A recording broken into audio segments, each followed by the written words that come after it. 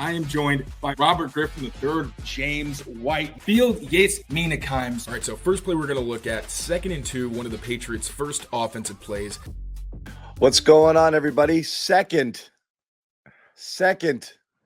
members only mailbag here for premium subscribers to our Patriots Press Pass YouTube channel. John Zannis along with Tayler Kyles, and let's not mess around. We know Taylor's the guy you're here for, so load up your questions for Tayler, who is doing all of the work right now behind the scenes, studying draft profile, studying draft tape of some of the players the Patriots may be interested in. Others they might not be interested in, but maybe Taylor's interested in them. Also just scanning whatever dregs are left in the free agent landscape to see if any of these people fit for Patriots. Maybe we can kind of tweak some pre-existing opinions and see whether we can make it work, as we did, I know, earlier this week with Stefon Diggs. So the way we're talking about this show is what we did last week as well. We're going to load up a few questions here. We'll start with kind of any and all news pertaining to the Patriots, rip through some of that, and then we will take all of your questions here over the course of the next hour or so. So again, welcome to all of you. Thank you all for being members. And let's kind of get rolling. Tayler, I do believe that probably the biggest story of the week was Patriots, what appears to be really just kicking the tires on Stefon Diggs. Diggs left Foxboro without a contract. So again, it's hard to say why that is. It could have been straight up due diligence on the Patriots. They might not have liked what they saw on the physical. Maybe they weren't his first choice, but he just wanted to take a visit, so he went to the team with the most money. Or he could still have ridiculously unrealistic expectations for what he wants to sign for, and the Pats are like, okay, go see what you can find, and you have our number. So hard to say how interested either side is here, and probably no reason to speculate. I'll just ask you, how interested are you in the Patriots getting this done, with the caveat that almost everything here is for the right price? I'd still like to see them add someone who's had success in the league. Now, they did add Matt Collins, who frankly I think in some situations would have probably made more of an impact than Stefon Diggs, especially since we don't even know when he would have played. He tore his ACL around the same time that Kendrick Bourne did. Obviously, Kendrick Bourne missed like the entire summer and then missed some of the time early in the season. So, it wasn't like a flawless signing, even if you talk about price and everything. What I did like was, okay, that's a receiver who's had success, who's worked with a young quarterback, who was named a captain for the Texans, who are a team that you're hoping to emulate in the very near future in terms of their success with a young quarterback. Maybe not the year 2. You're hoping that you don't have a Bobby Slowick situation, but you got Josh McDaniels. I think they'll be okay. I was interested for sure because, again, he's done it in the league. He was efficient, although I really think at this point in his career, he's a zone beater. He did have like his best game against the Patriots, which was true of like him and Cooper Kupp, just the kind of washed veteran receivers who were on the market. Would have been, a plus addition. There weren't really a whole lot of negatives with it, but at the same time, again, his skill set is limited. So you're hoping you can get some other kind of adult in the room, but they would have had to address the position in the draft regardless. So I don't really think whether or not Diggs wanted to sign here or is going to sign here, I don't see how much it actually changes their plans in terms of addressing that spot. That's the thing. I think a lot of people factored into their opinion, Taylor, at least people I was talking to, and I'm just talking about voice of the fan sort of stuff, not insider opinion on this topic. Everyone has their opinions on whether or not he's a good fit or whether or not he's worth it. And it all makes sense. The funny part about that is everybody has the same information. They know it. It's just whether you think it's worth it or not worth it. He's old. He can be a diva. He's coming off an ACL, blah, blah, blah. Hasn't had a 100-yard game in 19 games. Yep. All of those things. I still wanted him only because the value over replacement, I think, is significant. And I also think that elite route runners age a little bit better than straight burners or other different types of receivers that rely extremely on their physicality. I do think that he still has stuff to offer, but really, I think a lot of people confuse that. And I'm just kind of circling back on it. Something you said is, I'd rather just draft one. I think we should point out that nothing the Patriots do in free agency here is going to change their draft plans. Because if you need game-changing players at certain positions, a Band-Aid here or there isn't going to address that. It is exactly that. You're still building for now and the future. So signing stuff, you could go out and sign Diggs and Allen tomorrow. It's not going to stop them from drafting Travis Hunter or a receiver in the second round because they know they need those guys. These are guys to kind of get you along. Could you kick the can down the road a year on a particular position? Potentially. I could see that. But realistically, I don't think that's going to affect them. It's not like the signing of the center from the Vikings there that Bradbury, that did I get that right? Garrett Bradbury. Yeah, Brett, the first name was eluding me. That was strictly done to avoid having to draft a center. That makes perfect sense. Like, oh God, I don't want to waste one of my picks here on center. I've got so many other pressing needs. Receiver is going to be addressed. Tackle's going to be addressed regardless of what kind of Band-Aids they put on it right now in the last stages of free agency. 100%. Now, even linebacker, actually, that's one thing I kind of wanted to address. It's not the same thing as receiver, but even like that was the position that I was really worried about.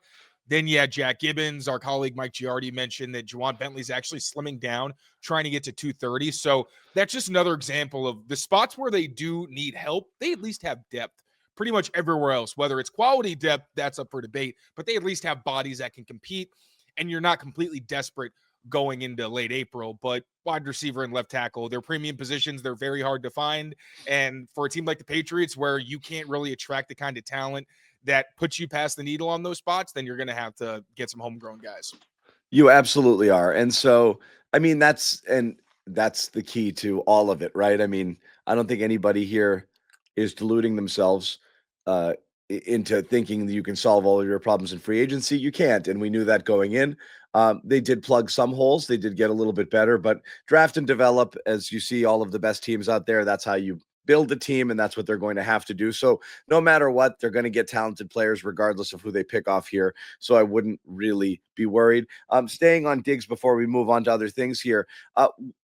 Again, what's the realistic range of outcomes for him coming off of an ACL? Again, I know he himself posted videos of working out 4 months after the injury in a pretty aggressive way. I don't know what that means here in terms of recovery, but like you see some people that are barely really just kind of working through very basic exercises and not out there cutting and running and this and that. So he certainly looked like somebody who's well on the mend. If there was a concern like with a Brandon Ayuk situation that he's not going to play until weeks 6 or 7 or 8 weeks in, I don't know that that's the case with him. Of course, coming back from ACL in year one is never great. And especially when year one is your age 32 year, that also isn't great. So you understand that he might be a little bit slowed. But last year, I think it's fair to point out, he hasn't had a 100-yard game in 19 games, and his numbers and his yard depth of target and yard per reception have definitely been going down. And that's what you kind of see at this age. He was still 7th in the league in receptions at the time of his ACL injury. So he was productive as a second, maybe even third option on that team. I think he slots into no worse than your second overall option. And possibly, your best outside receiver, today. It doesn't matter, how gimpy he is coming back from the ACL. Yeah, and CJ Stroud also mentioned he was really helpful in terms of like mentorship, which again is the part of this that you're really looking at. It's not even so much the production because again, we don't even know when he would have been on the field. I think a lot of his early contributions would have been the wide receiver room. It's like him and Matt Collins, both guys that no bullshit, work hard, come to work, do your job, which I think is part of the reason that things soured a little bit with Josh Allen towards the end. Was there was that like 1 year where Josh kind of, I want to say rested on his laurels, but like you start dating Haley Steinfeld and your priorities may be a little out of whack for a few months. So, I think that the whole thing with Diggs is he really wants to make sure that everybody around him is working as hard as he is, especially when it's the quarterback. So, you missed that, but I think Matt Collins is going to make sure those boys are in shape as well. It just, still comes with the caveat of he hasn't done a whole lot in the NFL in terms of like Pro Bowls or, leading the NFL in any kind of category, stuff like that. No doubt about that. Again, letting people know as you kind of file into the room here, it's a members only mailbag. We'll be taking basically all of your questions. So throw them in here and we'll definitely get around to each. I think John just either got booted or booted himself. So I'm going to turn to the chat. Can you do a film breakdown of my semi-pro football tape and send it to Vrabes? Of course I can. I would actually be very interested to see. Wait, what position do you play, Bansky? Let me know. StreamYard is so swipey that I was just trying to scroll up and I swiped myself right off the screen I here. hate when they So it don't is what warn it. you and that kind of stuff. That's annoying. But seriously, Bansky, let me know what position you play. Yeah. So here's a question from the Veeb, and he's got a couple in here, so we'll circle through it here. I know a lot of people go through this exercise, Taylor. It's let me think of the two players I could get drafting for positional need rather than worry about the one. So is the package of like a Will Campbell and then Jalen Noel at 38 versus a Tet at 4 with somebody else, who could possibly you could plug in a tackle at 38 or whatever. Would that be which is the better package deal? If you reach, basically it comes down to, do you reach for receiver like a Tet there at 4 and then try to get a tackle later? Or do you reach for the tackle who might not be a tackle and then clean up with whatever receivers you can find on day 2? What if you're doing one of those two options? What do you think there, Taylor? Where's their greater value? But when you stack the players together. This is kind of tough. Now, I'll say I like Jalen Noel as a separator a lot. I think he's the kind of player they don't have. He has speed. He has that easy separation ability. Doesn't have a lot of size, but honestly, after Lad McConkey, I don't really care like as much as I do want that. That said, it's tough. I like Arion Tayer's a lot, and check out, if you haven't already, make sure you check out the Tet McMillan deep dive. That was for you all. I kind of talk about why I do and don't love his value at 4. At the end of the day, I think both of these guys, I think all of these players would end up starting for you. So that's a positive. I think right away they could be pretty instant contributors. But I would say I think Tet has not the highest upside, but I think it's tough. It's tough to describe. So he has the quickness and the size where I think he makes up for the lack of elite speed. Like, speed isn't his game, but also he's elite against zone coverage. He's very good when plays break down. But I think Jalen Noel, just in terms of all-around skill set, is the more ready-made pro. I think I would probably take Tet in Arion territory, but that's also because of my bias, although that's a very, very tight one. And then Alec Iomanner, or Alec, I still don't know how exactly you pronounce it. I've heard it every single kind of way. I think he'll be available at 69. I don't love him there personally. I think he's very redundant with what they have already. But that's just my 2 cents. Yep, fair enough. And again, I think I just reading the room, and I'm sure the people who've been in your comments, Taylor, and as I followed along, I do really believe that it's come down to people can they can live with Carter. I think the room is starting to very much warm to Hunter, and that seems to be the dream scenario pick. But if those guys are both gone and there's a quarterback there, you're going to look for a dance partner who wants to trade up into the 4 spot for that QB, or you're going to try to trade back down and out, because I don't think anybody really wants Campbell. And I really don't think, again, this is PTSD. This is like you draft a guy in fantasy and he burns you and you never draft him again. Like, I think Patriots fans are very hesitant to go get another possession receiver. And I'm not saying that's what Tet is, but I mean, he's a big guy who can go up and get it. I think they're really leery of a guy who's running a 4.5 plus 40 just because of your N'Keal Harry's and your Jalen Polk not working out the way you wanted them to work out. I think that freaks people out. And I don't think people want to see that again. I think they want someone who can run and who they feel good about. Right or wrong, they're not the same types of players. It's just I feel like that's where people have settled on it here. So I guess just coming back to it now, where's your head at with the 4th player? Well, first, I do want to say, because I was just thinking about it, and why not let it out there? I think possession receiver is kind of like game manager quarterback, where it's something where when you hear it, it sounds like kind of a slap in the face, like a dirty word compliment, but it's not. Like a game every quarterback that plays at a high level manages games. They just have that extra magic where it's not just managing, they're able to take over, but most people can't do that. Possession receivers are very similar. Like, I'd rather have a possession receiver than a burner, because a burner is going to make the big plays, but those are guys that you're not really going to count on, right? They're more complementary, where that's something the defense needs to fear, but it's not really how your offense is moving up and down the field. Like, Julian Edelman is a possession receiver. Rob Gronkowski, that's different. He wasn't, when they used him like as a receiver, they split him out. It was possessions because they just wanted him as a chain mover. So I just want to say, like, it's not a bad thing. People who are possession receivers and more are like your Pro Bowlers. You know, those are the guys that you want at this level. Now, I will say with Tet, in the highlights, there's a ton of the like incredible catches and everything. I'll be honest, in the 6 games I was able to watch, I didn't see it consistently, and it wasn't all because of Tet. A lot of it was because his quarterback wasn't very good. Like, there were so many times that Tet is setting himself up to rebound, whether it's a jump ball or a back shoulder throw, and the pass isn't catchable. He either gets overthrown, like it's to the sideline, it's just not even in his area code, or it's not the kind of throw that's appropriate for the kind of player he is. I also think that when people think of Tet, they want to stick him at X. I don't think in this Josh McDaniels offense, unless you are this super nuanced and technically refined route runner, I don't think that's where you're best suited. I think you're best off at that zero where you can use motion, where you're able to get some kind of advantage. That's where Tet had a lot of his success. And when it comes to press coverage, I didn't see nearly enough consistency, which is where he gets a lot of his critiques. I think he's got the tools. He's massive, like just physically imposing, rare athlete. And I think it's like the way that his knees are distributed where he can get down. Like really, he changes direction really easily in a way that you don't usually see for guys that tall. And what you usually see is like when you hear linear players, you think like Mike Gesicki. He's got kind of high knees, honestly. So when he breaks down, he's not going very far. You got high knees. You're only like, you're sitting in a chair. You can't get that low. I think I was watching him today, but Tet McMillan, they're in a spot on his leg where he's able to get down really easily and go left, right, decelerate, whatever, and allow him to uncover.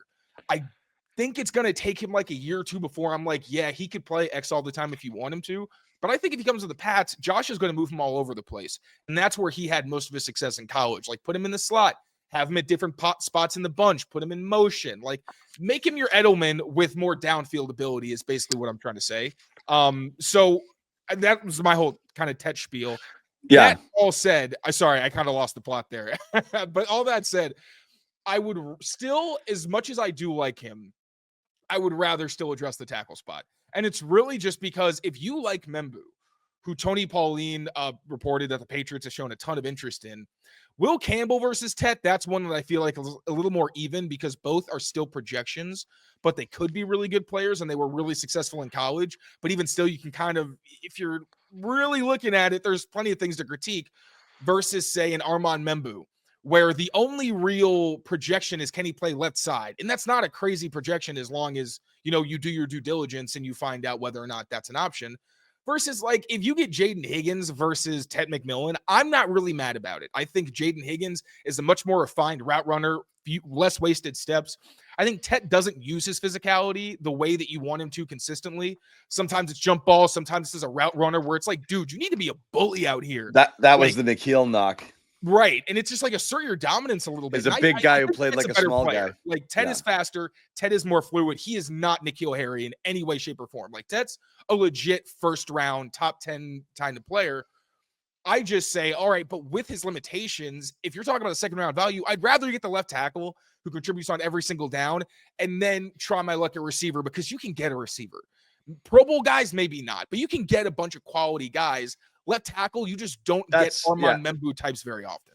And I would agree there, and I think that's really what it comes down to is for you to describe Tet and to talk about as many potential not drawbacks but like imperfections and things that will need to be schemed and how the coach will use them right and this and that. That's not a number 4 pick to me. That's a later in the round pick, and we'll see how it goes. You know, you're taking a receiver in the top 4. It's supposed to be, oh my God, you put him on the outside and he does whatever and he's there all day long and he's a classic X. But then the argument is like, if you have an X, right? Like if you're a team where you have Garrett Wilson or something in that set, like if you're the Jets and you're saying, oh, do we want to tackle a receiver? Tet would be a great complementary piece to a Garrett Wilson. So if I'm their team, I'm thinking about this very differently, right? Where I'm like, damn, that's a really good duo. But for the Pats, if he's the guy, I think it could work. But again, that's where for them, I'm just like, you need a tackle and you can get a really good one. I think you should probably lean there versus. Yeah. Prize Picks is the best place to get real money sports action. With over 10 million members and billions of dollars in awarded winnings, Prize Picks has made daily fantasy sports accessible to all. And all you got to do is pick more or less on at least 2 players for a shot to win up to 1,000 times your cash. So run your game all season long. on PrizePicks. They now offer Venmo, Apple Pay, MasterCard, and more for quick and easy deposits into your account this sports season. And the second half of the basketball season is officially here, and the race to the playoffs is heating up on PrizePicks. So don't miss your chance to cash in as the league's best fight for playoff positioning. You think LeBron James will get more than 24 points? You think Giannis will get more than 35?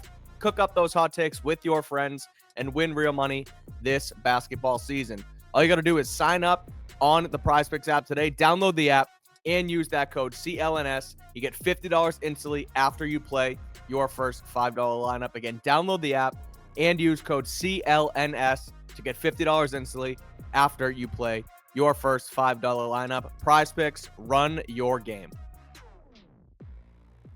Yeah, as we're talking about it here, this is another question from Jeff. And Jeff, thank you for being a Pats Premium member. We do appreciate you and everybody here who has signed up for our membership. While we're on the topic of Tet, Tayler has dropped his Tet film review. You can get way more in depth about what Tayler likes and what he doesn't like enough to maybe be cautious about spending really, high draft pick on him. But check out what Tayler thinks. It's a nice film review that breaks down everything involving Tet McMillan. Do you think there's a chance, Jeff asks, any chance the Patriots get really aggressive and package a future first to get back into the top 10 and grab Campbell or Membu if they fall? So again, we're talking about using the 4 on whatever's there. Let's say presumably Hunter or Carter, but then trying to get up and get one of those tackles. And again, I think I know where you're going to go is, no, you'll grab somebody later or maybe trade into the back end of the first round, because this is a lot for it's a future first when you don't know where you're going to be next year for a non-guarantee is a big price. But could you do something to move up into it, back into the first to a position to grab somebody? Maybe. Yeah, like I'm thinking more go back into the first if you'd like Josh Connerly, if you like Ariante Ursary, Josh Simmons if he falls, wide receiver wise, like a Jaden Higgins, a Matthew Golden, who's not, I didn't see 4.28, but you did see like he's fast. He's got more speed than a lot of the guys we talk about in this area. And I really love his body control. And I think he's got his hands are a little shaky, but he's got good ball skills as well. So there's no need to trade all the way back into the top of the first round. Try to do what you tried to do last year, and you say, okay, we got our quarterback. Now they try to get tackle receiver in the first round. They couldn't, but I think trying that again would definitely work. And I saw you put up Andrew's comments. I agree. Now, with the all-pro left guard, well, I'm going to put this up as a question here. Yeah, so Andrew, one of our OGs here and a valuable member of our Patriots Press Pass team, Andrew asked this. It is funny, right? You're assuming, well, he's got short arms, so maybe he's not a tackle. Let's kick him to guard. But you haven't seen it. He's been a tackle his whole life, and he's been a productive tackle and a good college tackle. It's just a question of whether that's going to translate to the pros. So, go ahead, answer the question. Why is it assumed this is automatic that, like, oh yeah, he'll be fine there? Not only fine, he'll be great there. And that's the assumption is, okay, you swing on it, you miss. You miss on the tackle. You got an all-pro level guard there. He's going to be a beast. It's just 4 pick is a little high for a guard, but he can play. Are we certain? I think it's because one, he's very athletic, he's very smart, and I think it's because left guard outside of center is the easiest position to play. Now, none of them are easy, but there's a scale, and it's like left tackle and right tackle are around the same right guard because a lot of offenses are right-handed, so you tend to see a lot of runs and things go that way. So you try to put your best player to that right hand, or to the defense's left, the offense is right. So I don't think he'd have as many really high-level difficult mismatches. I also think his skill set just is better suited inside because he doesn't have to worry about the corner. Guys don't have as much space. Like when you're in a phone booth, length doesn't really matter. Like he's a very good hand puncher. He's very quick. He's got good recovery ability, and he's got good feet. Those are things that you like, which kill for at guard, right? As a left guard, you want all those things. If you have like 36, 35-inch arms and you're a guard, like where are they going? I played guard in middle school, and sometimes it was hard because I felt like I was always playing like this, and I was a receiver. I want to like stretch my arms out a little bit. That's why I think the assumption's made. I understand the hesitance though, because it's a little unfair. Yeah, you're right. The guy's never played it, but I think just given everything with his skills, the intelligence that he's shown, and also the fact that the position relatively isn't quite as difficult, I think that's why people think his upside is much. And again, it's all upside. That's the conversation. His upside at left guard is through the roof. You're on mute. Again, it is upside. So, but I would tend to think so as well. I'm going to throw up another question here. Holla at Bansky. And again, we talked about this question on last week's show a little bit because Mike Vrabel, when asked about the Patriots' approach to free agency, everybody was very quick to point out, with the exception of Milton Williams, everybody who came in has had some history with a Patriots coach. And Vrabel was asked about that approach to free agency.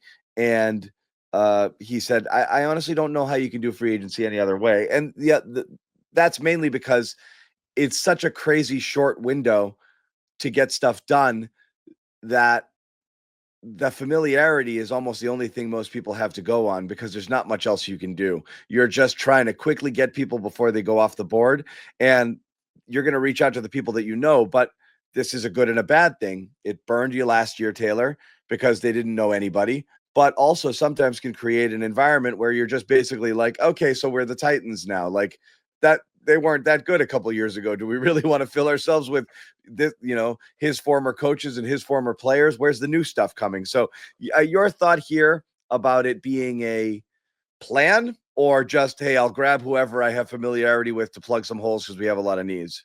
I think there definitely was first, we always need to remember that free agency isn't this treasure trove of talent. Like, they got the grand prize, they got the bell of the ball. That was fantastic. And then it was really about filling holes. And a lot of that is familiarity, because like last season, you have a Chukwueze Okorafor situation where you don't really know the guy that well. You don't know how he's going to respond to a situation that's a bit adverse, where, like, as he told me, he didn't like playing left tackle. He didn't think he was very good at playing left tackle. And then it wound up being the thing that got him to leave the team. And then you also had several other guys who were signed in free agency that didn't seem to be fit for one reason or another. That familiarity, you can argue it's overrated. I think it matters. One, it matters because you know what you're getting on the field, but you know what you're getting in the locker room. And the fact they paid these players so much, a lot of these are going to be the highest paid players at their positions. That's telling everybody else, do what he does. If there's any point where you're confused about what the standard is in this new building, look at him.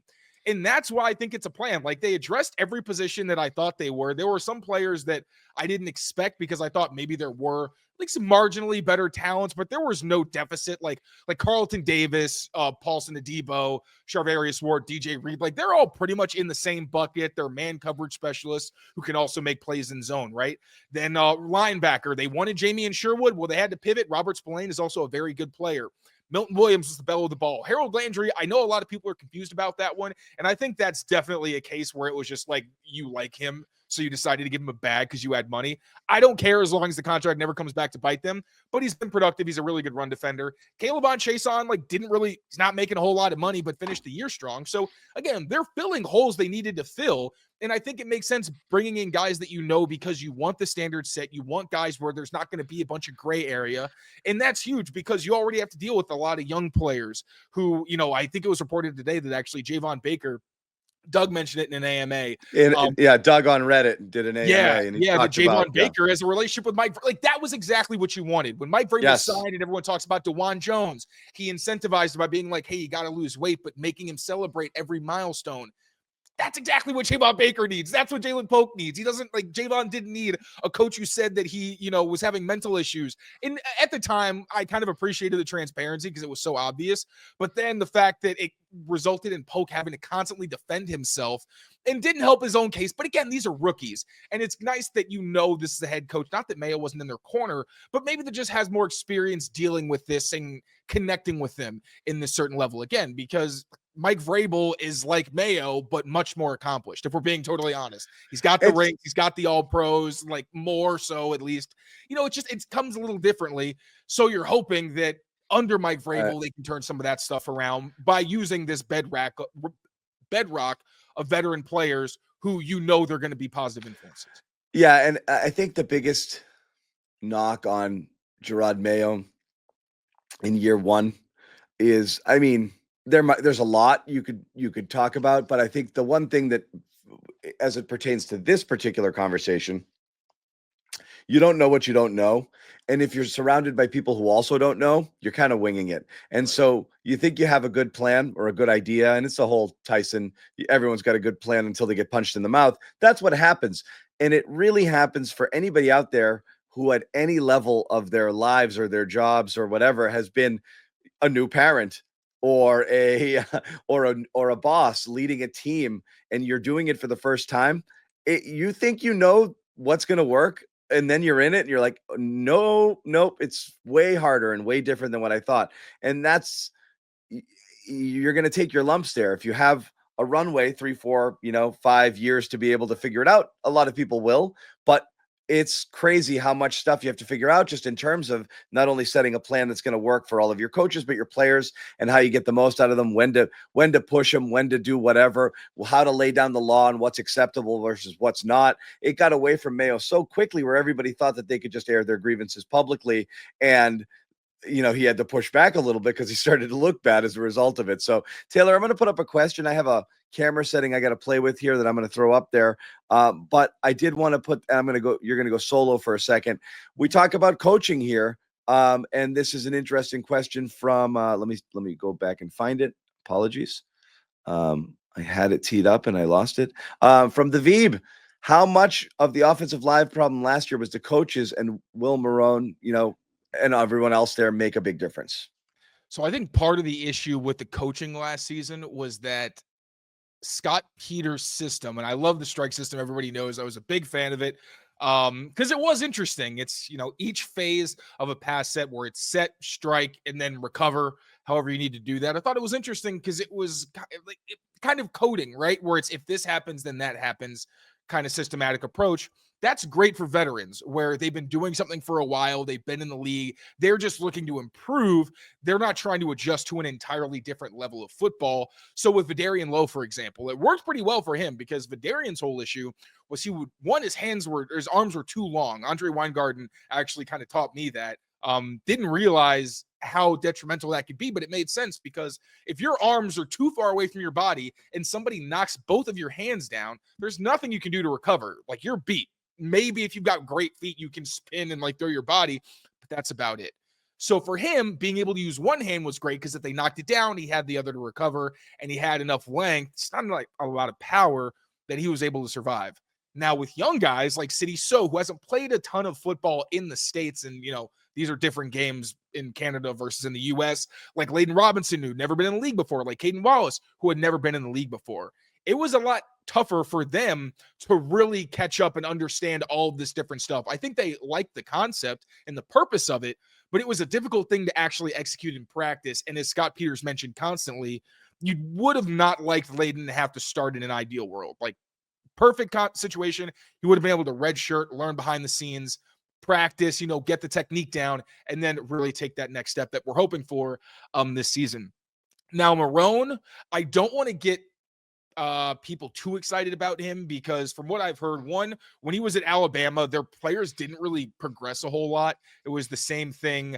Where did he go after that? He was in New Orleans or something like that. He has not had a great track record in the past few years.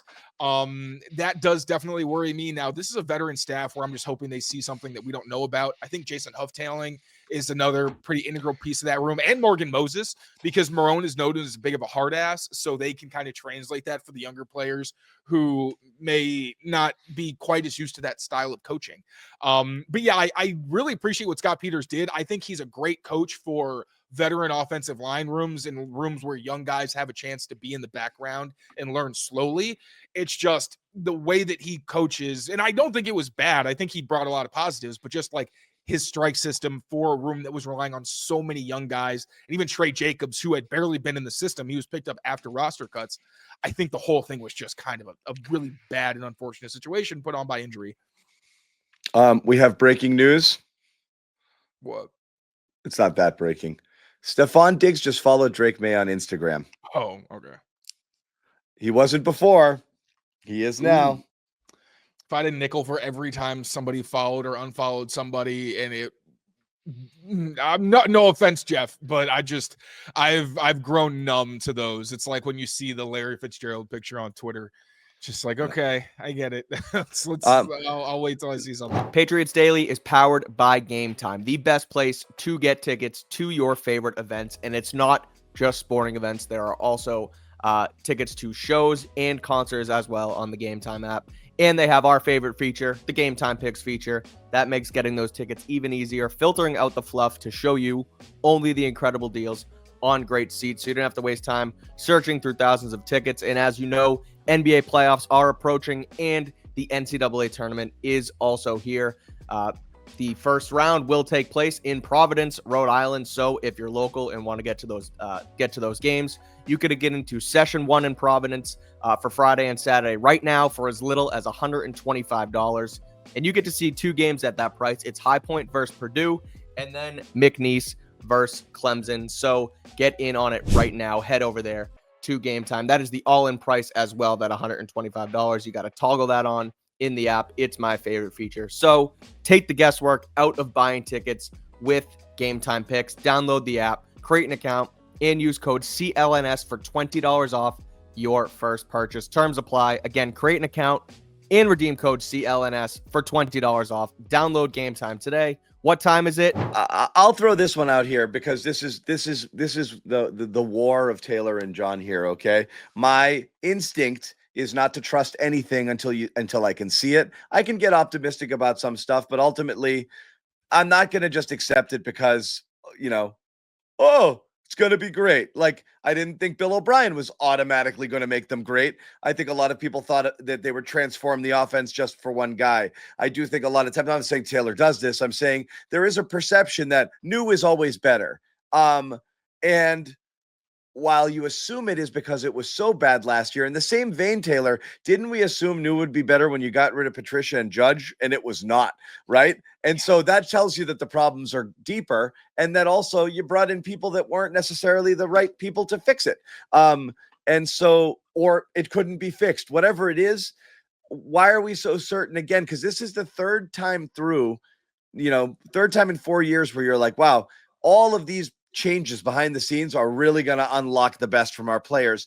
And I'd love to believe that. It's the most optimistic point of view. And I actually am, I wouldn't say bullish, but I feel I have a shred of hope over people I would have otherwise given up on because of how poorly when a guy like me, who's not a film nut, can watch the routes that they're running and be like, what the hell was that route concept? There's guys running into each other. There's no spin. When I can see it, it's bad. Okay. And I have to believe McDaniels is going to, and everybody who I follow who knows a thing or two about a thing or two points out that, boy, they had these guys doing all the wrong stuff last year. And David Andrews was on a podcast this year, earlier today, talking about that very thing, or maybe on radio. One thing Josh will do is he's not going to run bad plays. So the Patriots ran so many bad plays and concepts last year that they were doomed to fail. Not only did they run them, they checked into a lot of them. They were literally just dead on arrival on so many different situations before the ball was even snapped. I don't think that that's going to happen this year. I think that alone is going to be a benefit, particularly on the offensive side of things. But on top of that, Taylor, it really comes down to the players. How confident are you that they can get the best out of these young players specifically with what you have here with Josh? And I really think when people are asking a question like this, Nelson, and again, Nelson, thank you for being a member of the Patriots press pass team here. I really think they're looking at the young receivers here. Are they salvageable?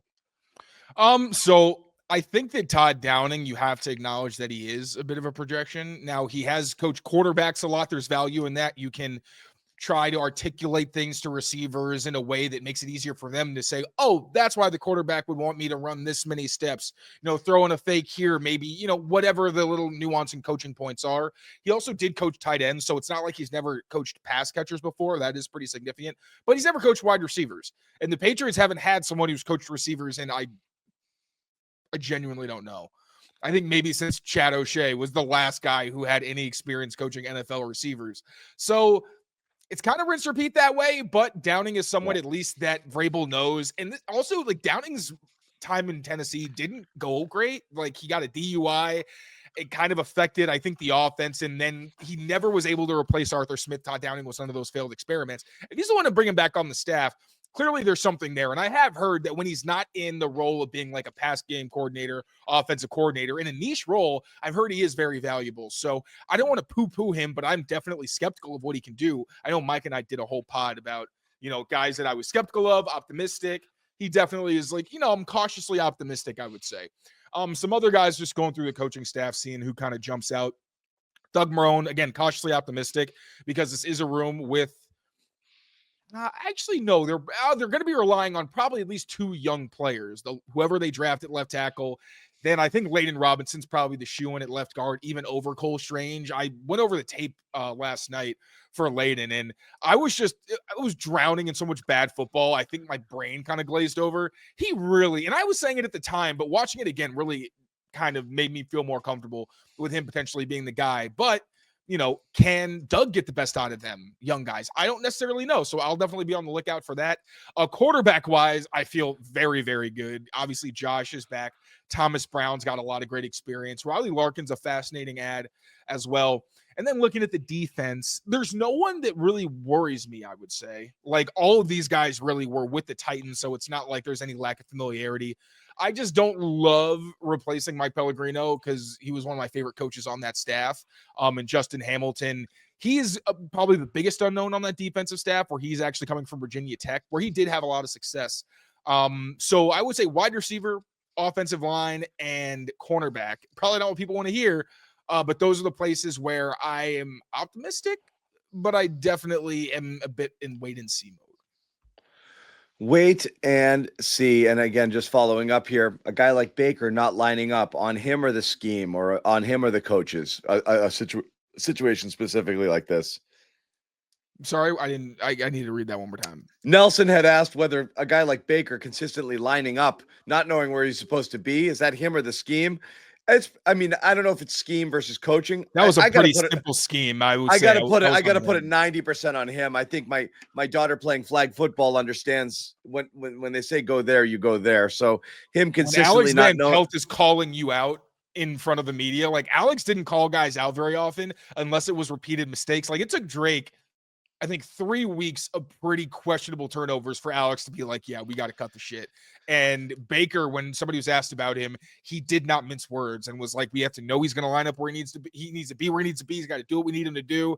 And that really never changed. I think that he was kind of scared straight a little bit when there was the game that he was inactive. Where did they go? I think it was the overseas game or whatever it was. But yeah, the Vrabel thing is great, but at the same time, Josh, I don't think he's going to make this an overwhelmingly complicated offense, knowing there's so many young, talented guys that he's got to get on board. But like Baker's got to take the Kayshon Boutte approach and really like get his nose to the grindstone and try to know this offense inside and out to give himself the best chance. Got it. Letting everyone know in here again, fire away your questions. We will take all of them here over the course of, we'll probably be up for another 20 minutes or so in a members only AMA. We're going to be doing this every single week at 4:00. There'll be different people popping in here, other people from the Patriots Press Pass universe as well. Sometimes it'll be the whole Patriots Daily crew of Mike Kadlick and Tayler. You might see Greg Bedard, you might see Mike Giardi, you might see Andrew Callahan, you might see a special guest that we bring in here where you can ask them the questions as well. So you're going to get real access to a lot of the best media minds in the NFL covering the Patriots, and really get a good chance to pick their brain and get a thought of what it is that they are thinking about right now as it pertains to this team heading forward. I'll throw this up from the V. Will the Patriots go back to using a fullback this year? That's been talked about. I mean, they've used a fullback still. Now a true fullback, that's the difference. A true traditional, yeah, exactly. I think they'll get one if they can find one. There's like a few pretty intriguing options in the draft.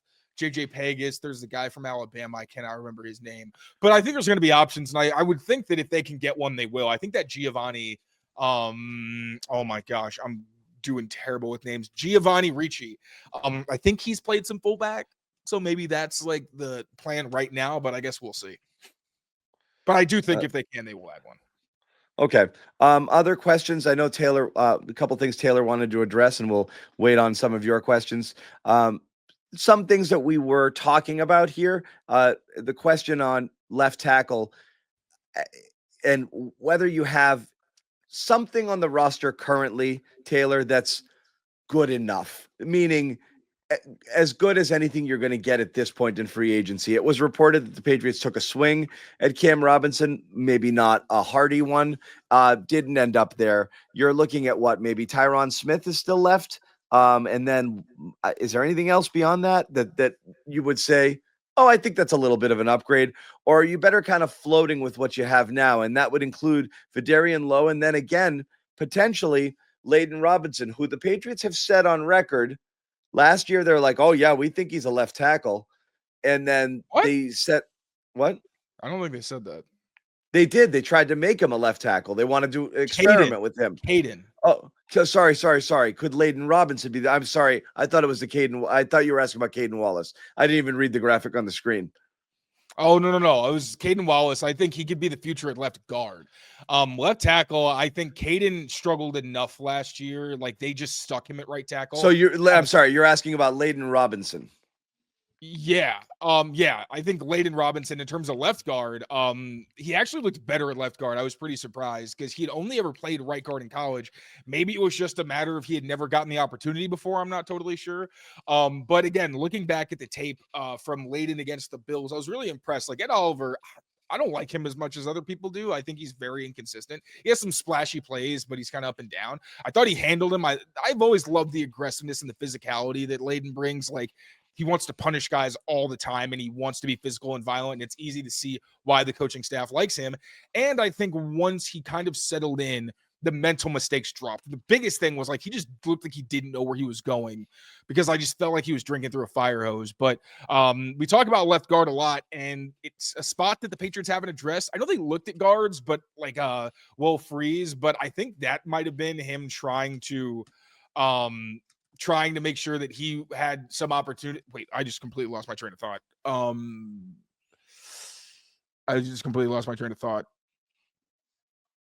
Help me out.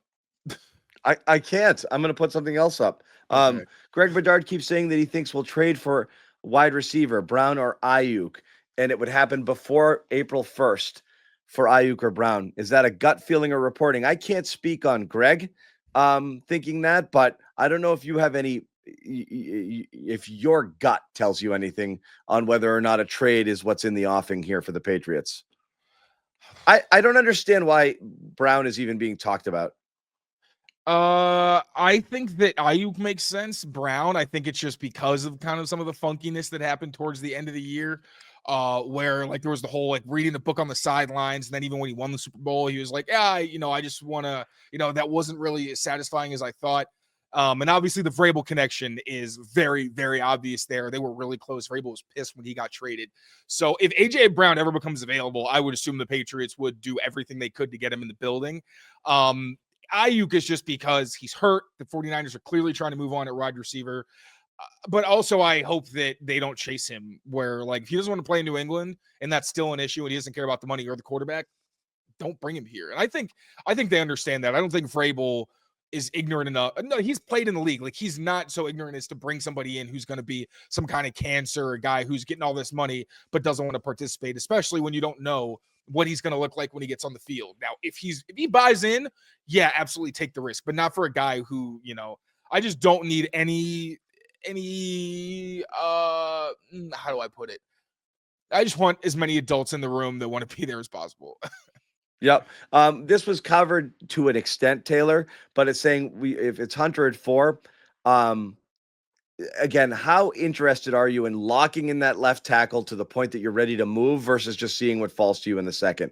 And how far do you have to move into? Like, I don't know how much you've kind of lined up your board here. What's left at the end of the first round that's gettable without having to mortgage too much to get into it? And again, last year they tried to get into that first round. They had, they were picking third in the second round or somewhere, around, I can't remember where that was. And they tried to get in and they couldn't, and they got stuck where they got stuck, and then they traded back. Again, here, they're a little bit further back in the second round, but how far up do you have to get something that gets you excited versus staying put? That's tough. I've been thinking about it and I really don't know. I would need a genuine king's ransom. Like I need multiple first round picks to pass them on Travis Hunter. I Not think Hunter. Hunter's picked. Now you're talking about trading back into the first. So the question said Hunter's there at 4 and you took him. Right. Now, how do you get back into the first for a tackle? And where can you like getting into the low? What can you get there in that low 20s range? What's left? Oh, okay. Anything enticing? My bad. Anything enticing enough for you to get in there?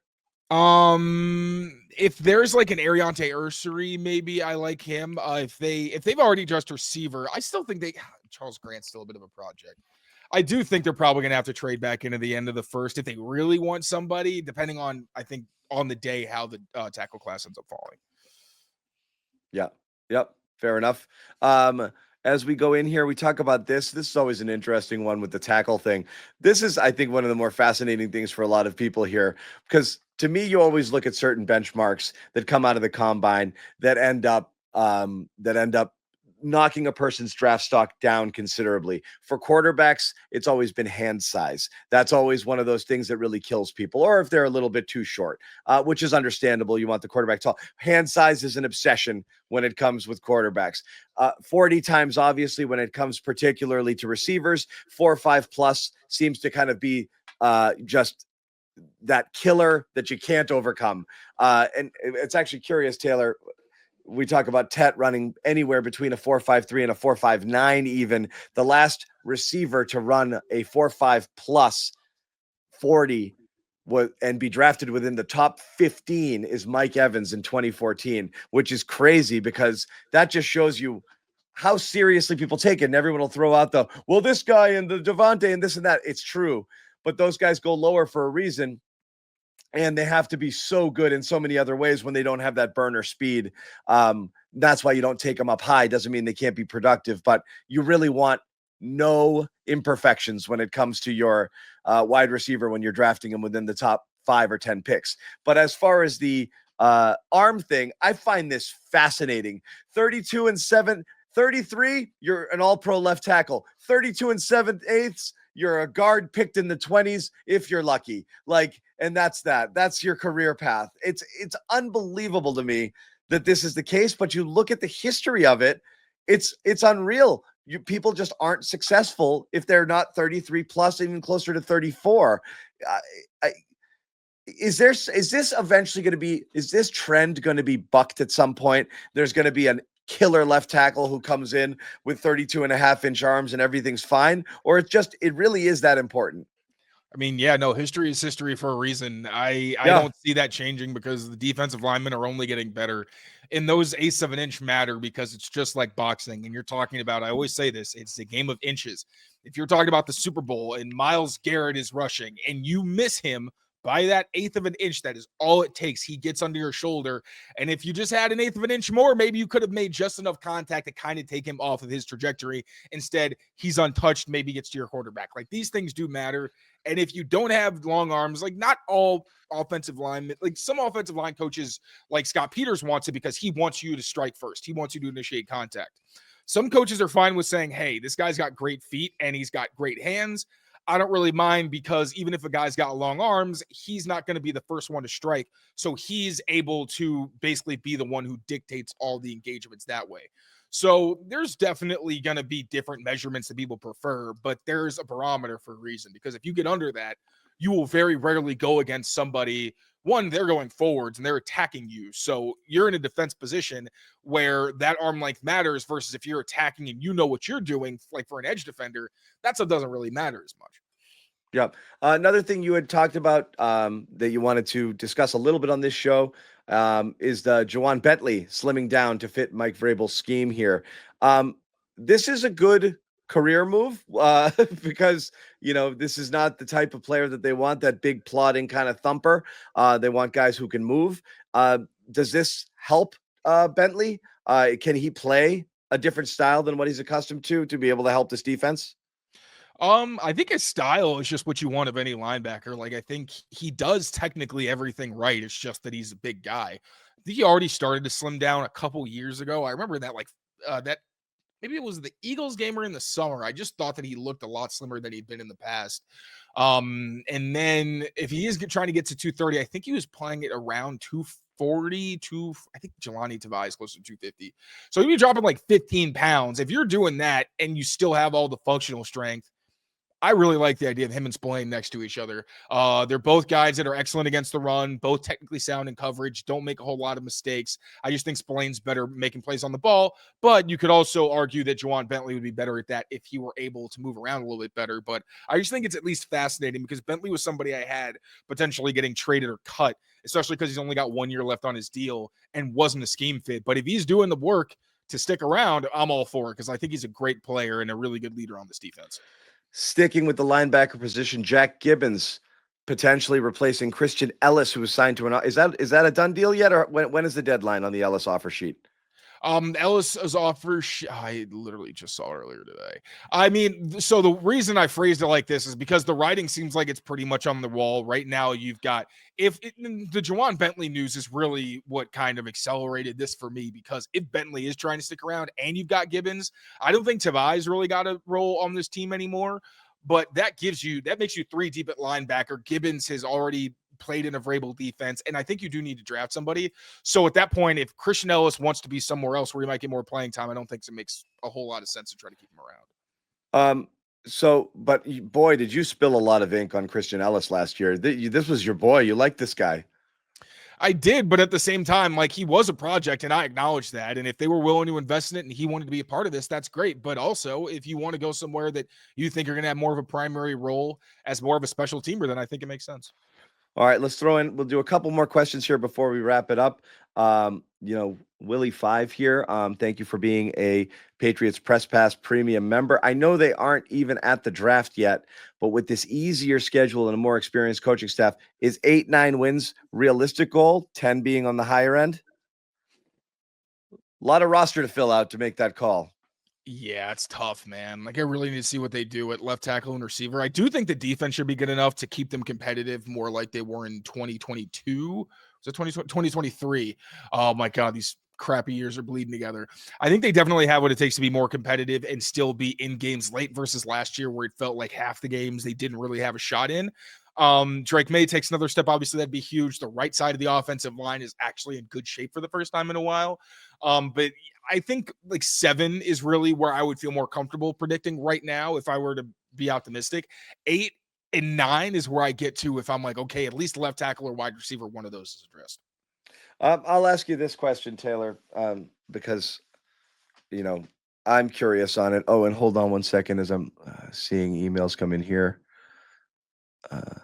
Did you ever think that we'd be at this point in the offseason and there would have been zero?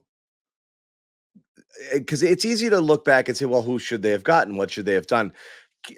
Are you surprised they've done 0 at left tackle and receiver to this point?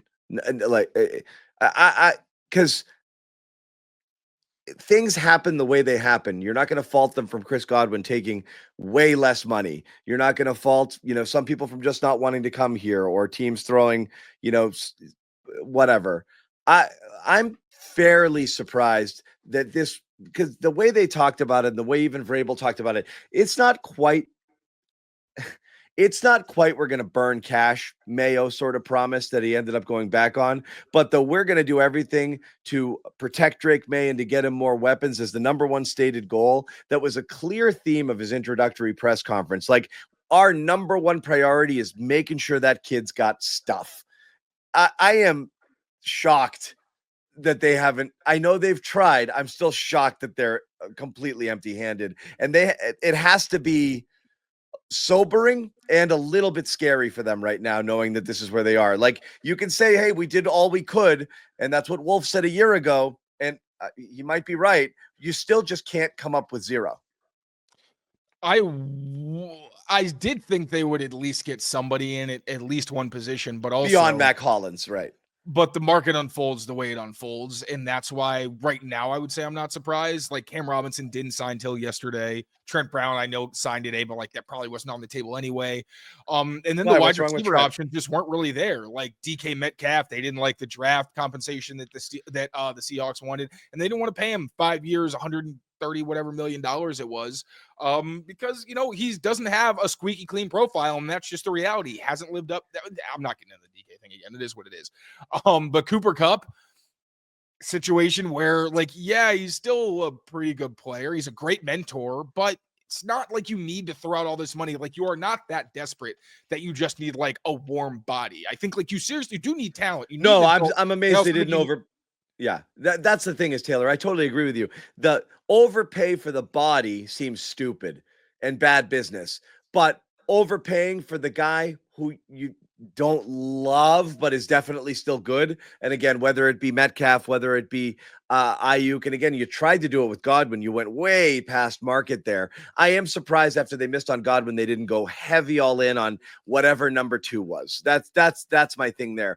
I know they went heavy on Milton Williams because we're going to get one of our top 2 targets. I am surprised that they didn't go I'm surprised at the like, I guess you look back on it, the easiest thing to say is, and I bet you if you could inject everyone in Foxboro with truth serum, at the time they probably felt okay not going DK or Tunsil, routes there.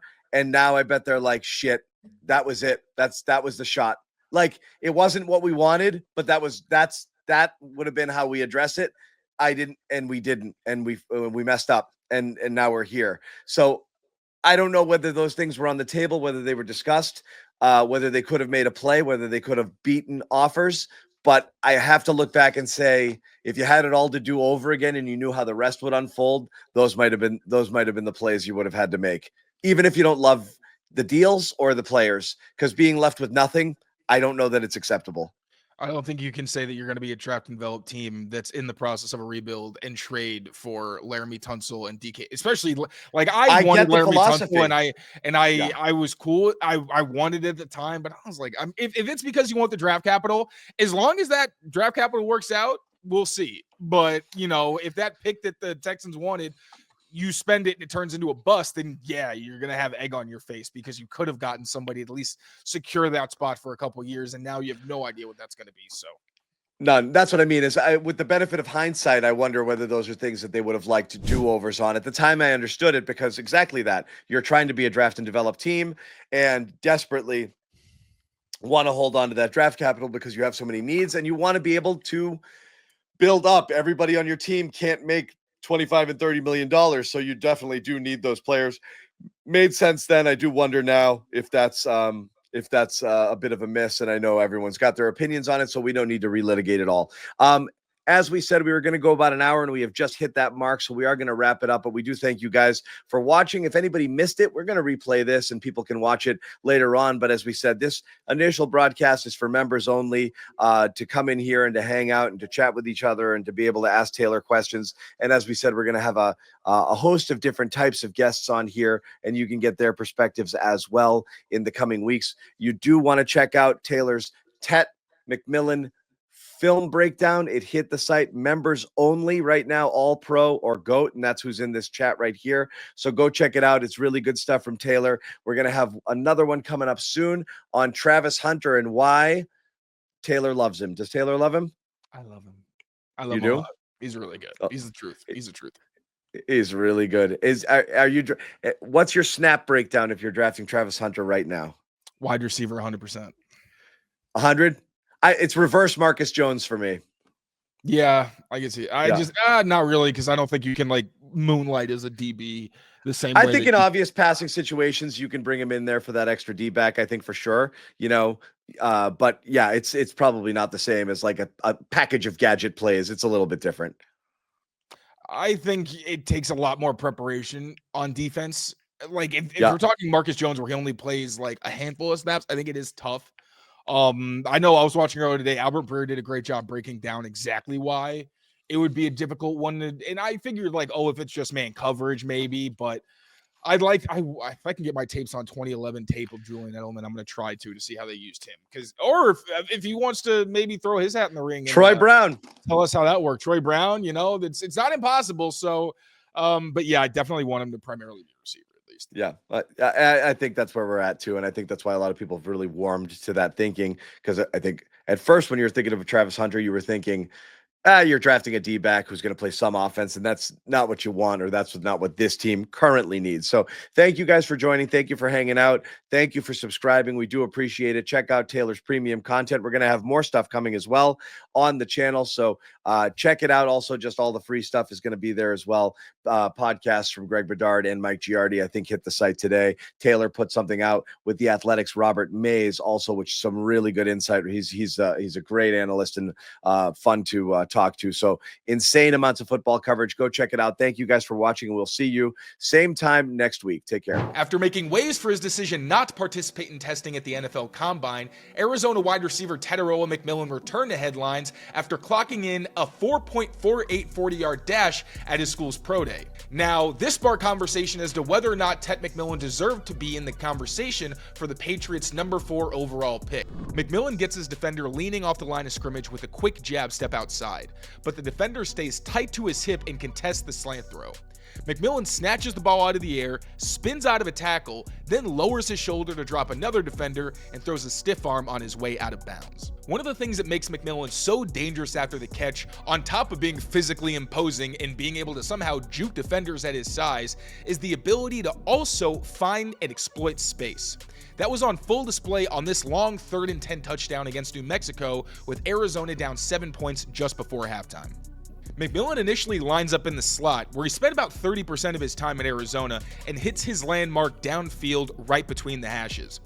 But he sees that the safety buzzing down is actually cutting off his route, so McMillan alertly drifts laterally into space, gives his quarterback a window to throw the pass, then accelerates past New Mexico's coverage, which, to be fair, isn't the most athletic group he's going to face, but does show McMillan's ability to find and exploit weaknesses in zone coverage and then build up speed to turn them into touchdowns. Thank you all so much for watching. Make sure to become a member of Patriots Press Pass on YouTube to get full access to videos like this and much more really fun content. I cannot wait for you to see it.